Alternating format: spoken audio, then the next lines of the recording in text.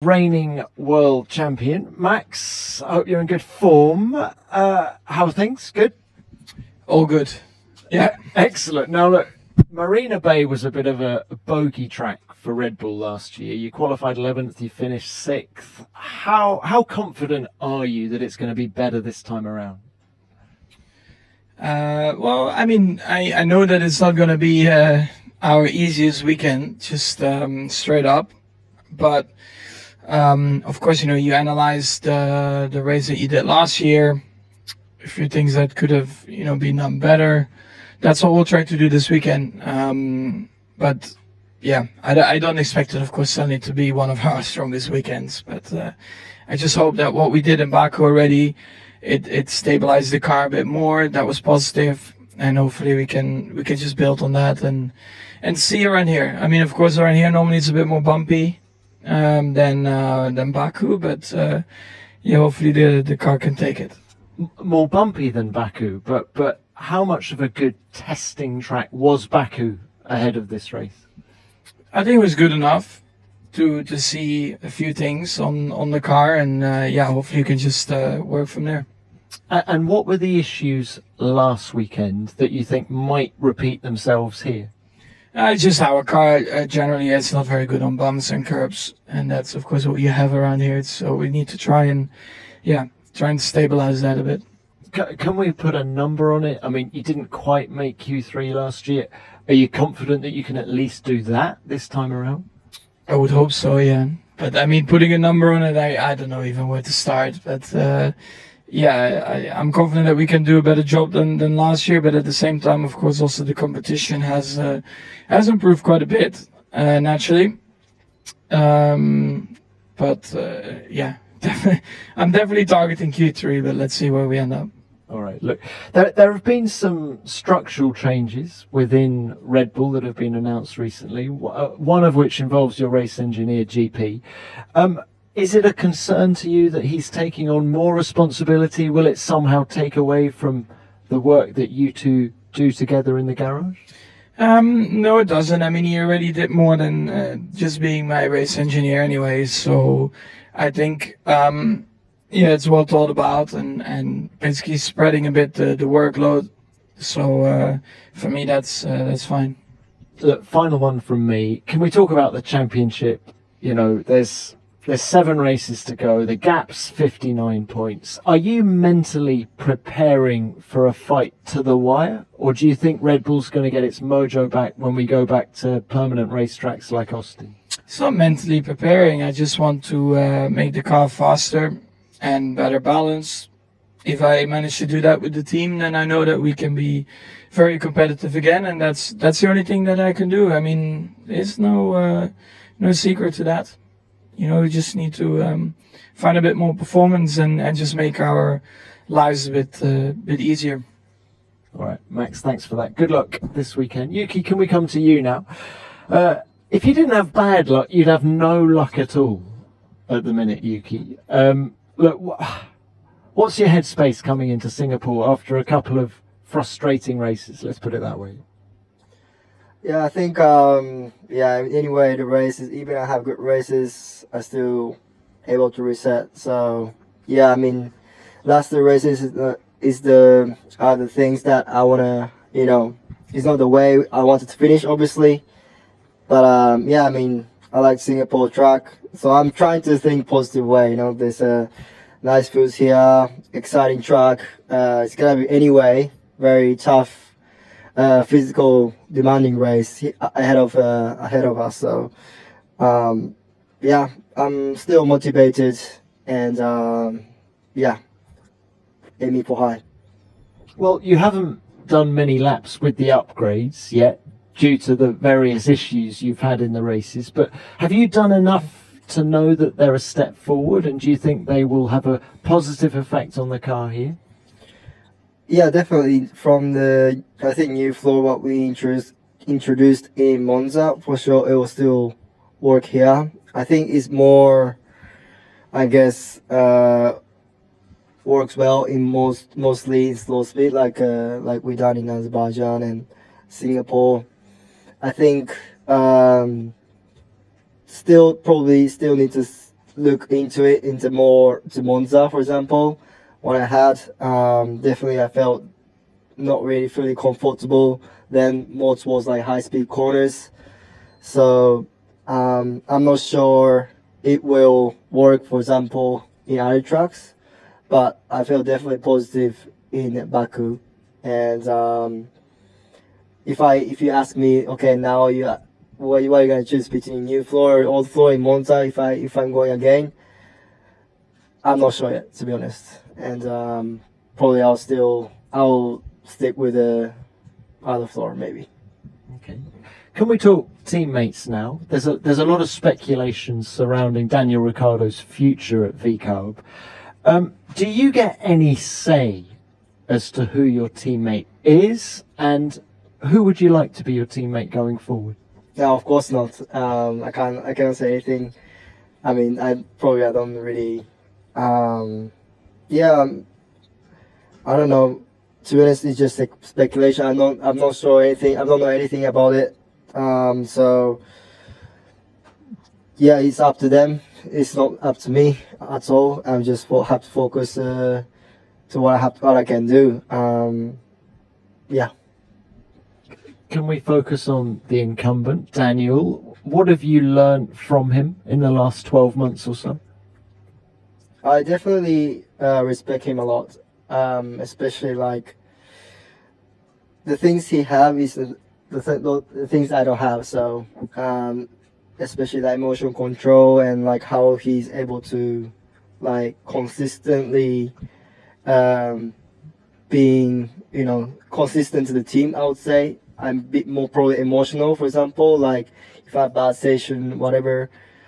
Yeah. For example, the quality of the feedback might be a little bit worse than usual, but he's very consistent, and I think he understood more about the car. Well, like he understood more about probably the situation and what things it will give positive to the teams exactly. So yeah, I learned a lot of things from him, and I'm still learning about that, and yeah, those things I'm definitely respecting. All right, thank you for that, Yuki. And Lance, if we could come to you now. Like Yuki, you've had a rough run in the last few races. Can we talk about the performance of the Aston Martin since the summer break? Do you feel relative to the opposition it's dropped a bit? I mean, compared to the beginning of the season, yes. I think we were, comfortably the best of the rest at the beginning of the year. I think the last few weekends we've been on the back foot, but looking forward to Singapore this weekend, see what we can do.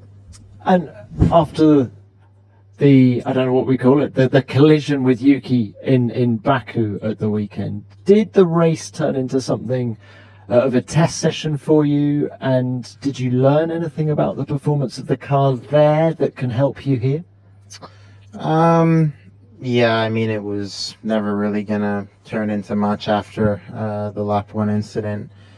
Unfortunately, it was one of those races where, just kind of hoping for something to happen, maybe some safety cars get back in the mix. But yeah, we circulated, and yeah, unfortunate end to the weekend, but like I said, looking forward to Singapore. Well, look, let's look at some positives now. The first time you've been in the FIA press conference since the announcement that Adrian Newey is joining the team next year. What aspect of working with Adrian are you most looking forward to? Just working with Adrian. He's the most successful person to build cars in the history of the sport, and I think it's just a very exciting chapter for Aston Martin. Not only Adrian, but other people that are coming on board. I think we're growing into a team that is setting up for a very bright future, and it's very exciting. Lance, as you say, the team is growing rapidly. How important is it to have a guy like Adrian who has, 40 years of experience in Formula One? How important is that to help guide all of the new people at the team? Yeah, very important. I think it's important that we have a leader, and we have direction on what we're doing, and a vision and a structure that gets us to another level, and that's what we're in the process of doing. All right, look, final one from me, Lance. You didn't get to race here last year after the crash in quali. Just how much are you looking forward to getting back out there around the Marina Bay track? Yeah, really looking forward to it. It's a great track. I always enjoy coming back here.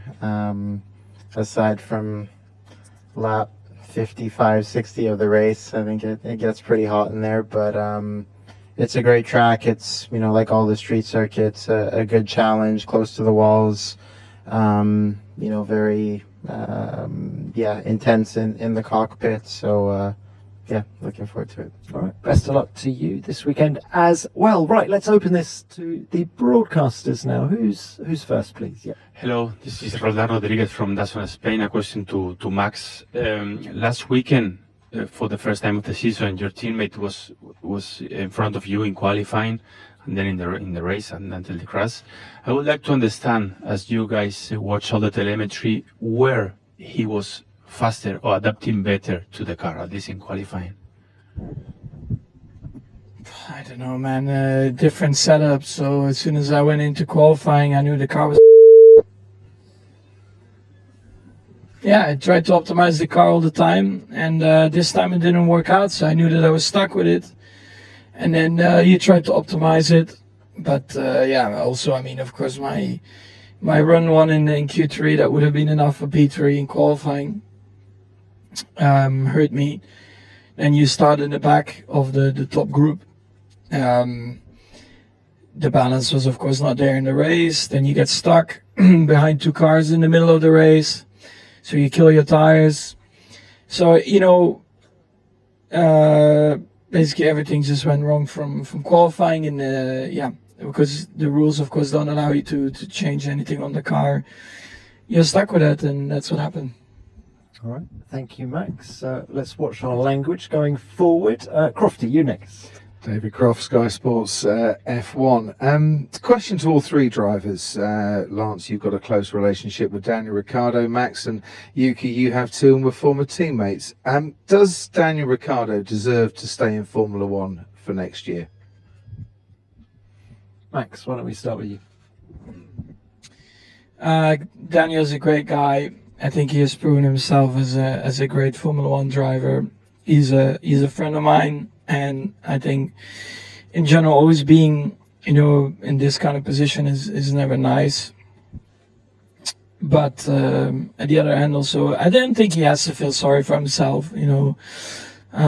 Sometimes, things maybe don't work out the way you want them in certain stages of your career, but you still have achieved a lot, more than anyone could ever dream of in their lives. So even if this is, let's say, the last race, or whatever, you can still look back at something amazing that not many people can achieve, and do something else maybe in life also. Why not? Many more other race series or not. Maybe just chill back at the farm, have a lot of fun. He's a great guy, so for me, it doesn't really matter or not if you deserve to be here. A lot of people deserve to be here. Some don't deserve to be here. That's life also, in all kinds of sport. That's how it goes. Yuki? Yeah, I think same as Max. Yeah, like I said previously, I respect him a lot. And yeah, we see how it goes, but I like him. Obviously, we all want to see him racing as well. So yeah, it doesn't matter deserve or not, but the thing is we want to see. But yeah, like Max said, he achieved a lot of things as well at the same time. So let's see. Lance? Yeah, I think most of it was said. Wherever he goes, if it's in the sport or outside of it, whatever the future holds, just wish him all the best. All right, thank you to all three. Next one, yep. Laurent Dupin, Canal Plus. Question for Max. McLaren is the only team having both drivers with 2 wins this season. Do you feel they are the strongest lineup, and do you feel that Oscar is overperforming for a second year in Formula One? Yeah, for sure. Oscar's doing a great job. Being in your second year, you're still learning a lot about Formula One and in general. Just he's doing a fantastic job also lately. He's really scoring the points also for the team. And yeah, they at the moment are very strong as a team. So it's now up to us to try and make it a bit more difficult for them generally, I think. But that starts with ourselves. We have to be better and make the car faster. That's what we are working on. But yeah, for sure, from Oscar's side, he's having a great run now. Thank you, Max. All right, Diego, yep. Diego Mejia, Fox Sports Mexico for Max. Following up on Crofty's question, I mean, Daniel was a good benchmark for you in your Red Bull days as teammates. Are you surprised that he hasn't been able to make quite the impact back in the Red Bull fold? It's again very difficult to comment on these things because you cannot look within the team as well, right? I mean, okay, from the outside, maybe people always expect more or wish for more. It's just very tough, in the midfield, I would say, to have a great run of form also, but it's I don't know, like it's just I guess everyone hopes for more. I think also himself, right? You always want to be better. Literally, every year you want to become a better driver, and sometimes that works a bit better than other years.